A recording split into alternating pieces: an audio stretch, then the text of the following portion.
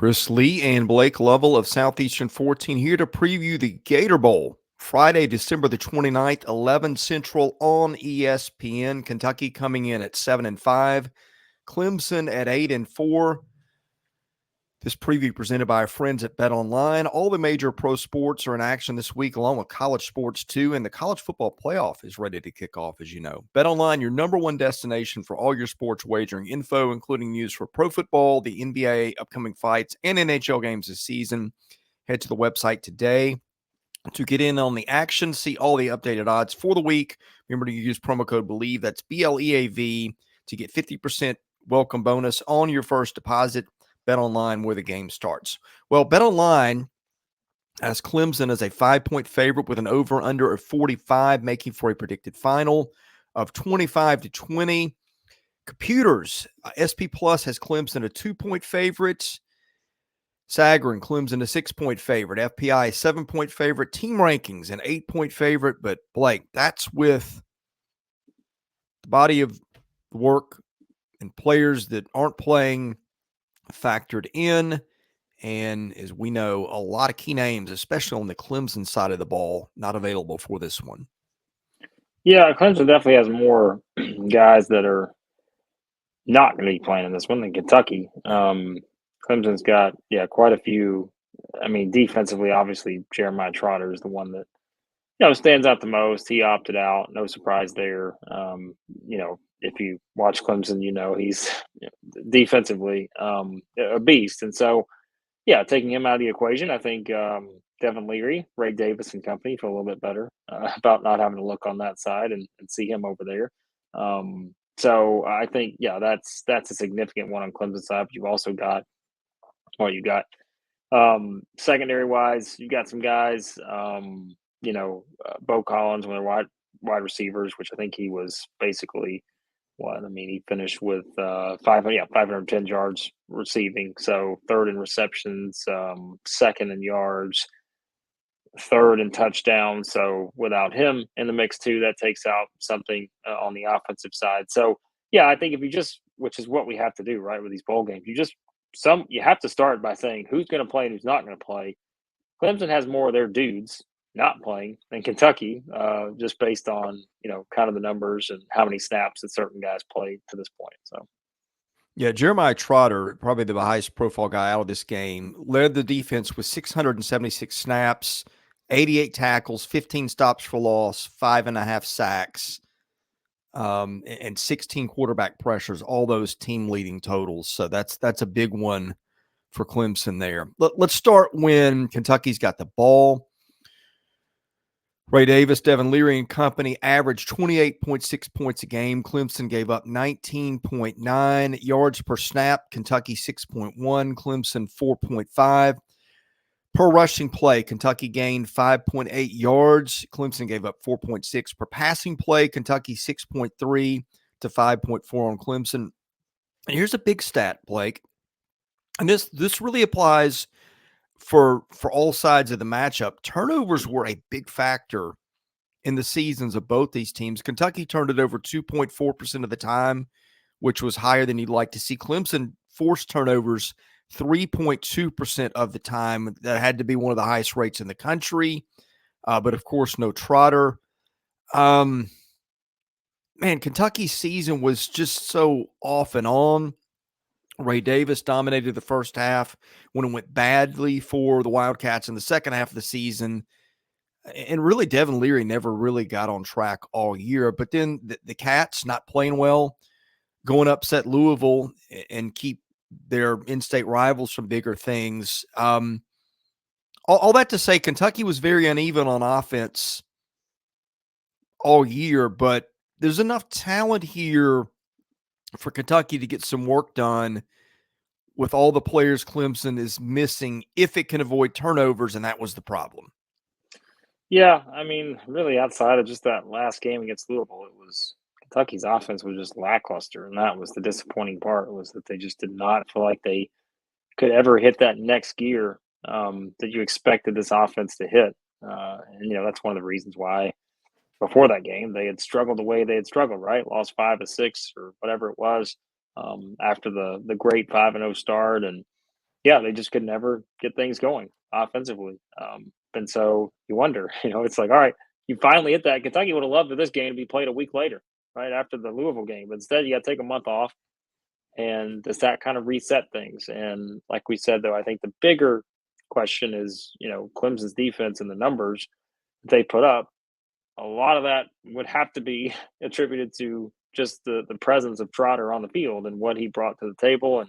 And yeah, so it makes for an interesting dynamic here. But you said the name. I mean, might as well just like this is a Devin Leary. Like, it's how well does Devin Leary play in this game? Because I think that's going to tell us all about what Kentucky can do. And because like we said, Clemson's team just defensively, like you, both numbers, rushing numbers, passing numbers, both good. And so there weren't a lot of ways to kind of crack through this Clemson defense statistically. And so now that Trotter's out of the mix, and other guys as well, I think it's one where Devin Leary has to play well here, and I think he'll have his chances to do so, but not going to be easy because again, I still think this Clemson defense has talent even without Trotter on the field, and so yeah, it all goes back to Devin Leary for me. It's just they need consistency there. If they get it from in this game, they got a great chance to put up some points. Probably.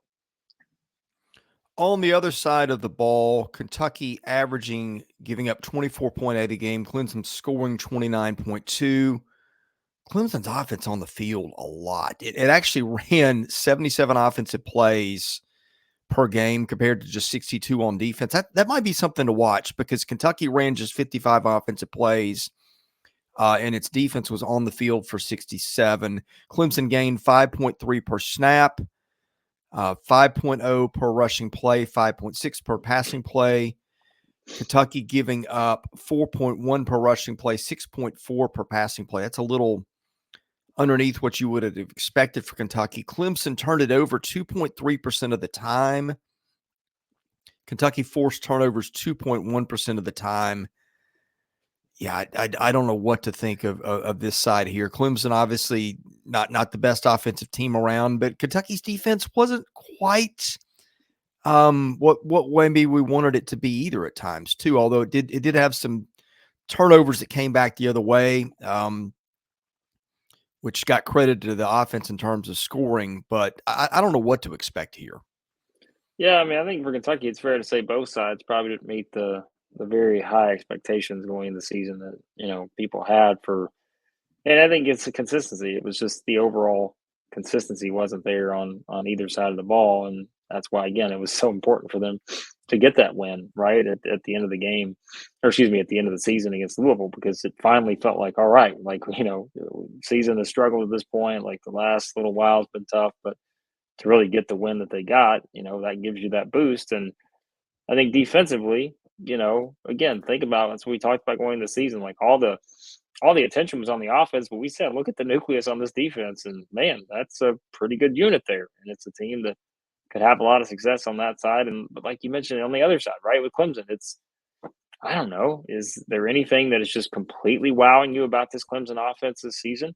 I don't know, and I think it kind of makes for again another matchup here when you look at these teams. And if there is one thing you can say, Clemson finished the season strong and they put up points.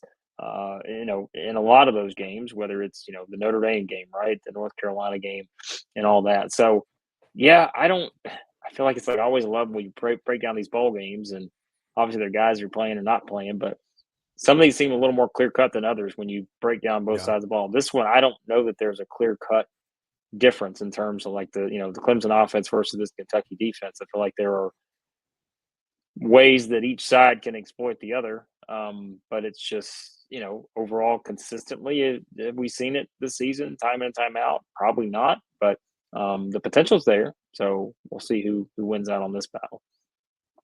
Yeah, some of Clemson's stats just don't make sense, like how it turned the ball over that much, but at the same time ran that many plays. Maybe it's in third down conversions. Clemson 41% on offense, only 32% on defense. So some of it is just keeping the other team off the field, which the Tigers did a pretty decent job of doing. Look, man, I don't know. I don't feel great about this one. Everything points to Clemson computer wise and the odds makers too. But of course, so many of the players that went into what Clemson did gone. I was pretty much out on Kentucky till the Louisville game, and the Cats showed up in a big way. I don't trust the passing offense having all year. Clemson, of course, just really good defensively. But again, who's going to be there? Mark Stoops has won 4 of his last 5 bowl games. Now, the loss was last year in that thing in our hometown that they called the Music City Bowl, which I cannot believe they charged admission to, but did. I'm going Kentucky just based on who's left and based on the way the Cats won the season. But I don't have an extremely high degree of confidence here. Yeah, I mean, and here's why we kind of held off on this, but this is why I held off on not mentioning it because until we made our pick. But it's like we talk everything about Trotter on the Clemson side, but keep in mind he's not the only one that's not playing for Clemson. Like you've got you've got a starting safety, a starting corner, you've got starting linebacker with Trotter, like you've got a starting defensive lineman, you've got we mentioned on the offensive side with Collins at wide receiver.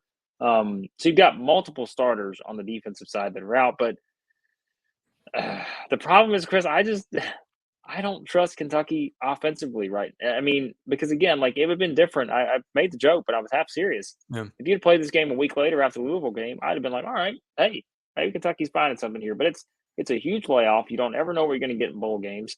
And keep in mind, like Clemson, they won 4 straight games to finish the season. Like they were a team too that felt like, boy, we were not where we wanted to be come November.